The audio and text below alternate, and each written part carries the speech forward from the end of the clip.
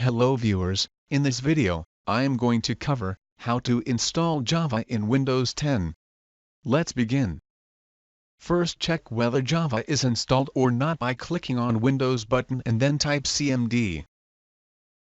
Open command prompt and type java c-version command.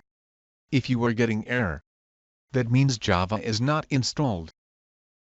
Download the Java software from Oracle website or from link given in the description below, and double-click on the software to install.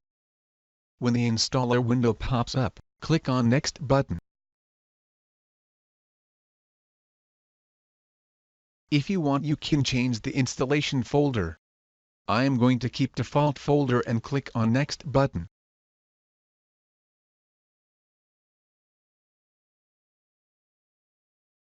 If you want, you can change the installation folder. I am going to keep default folder and click on Next button.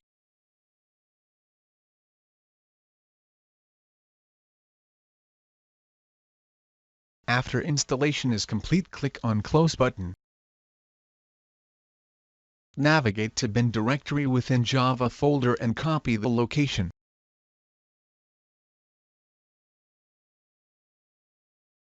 Edit the system environment variables.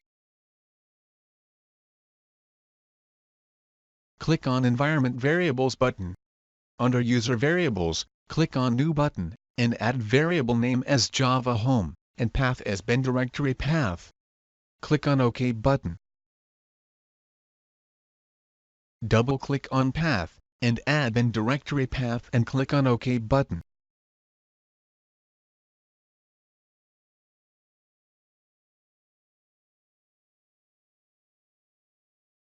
Open command prompt again and type java c-version command. If you get Java version number, installation is complete.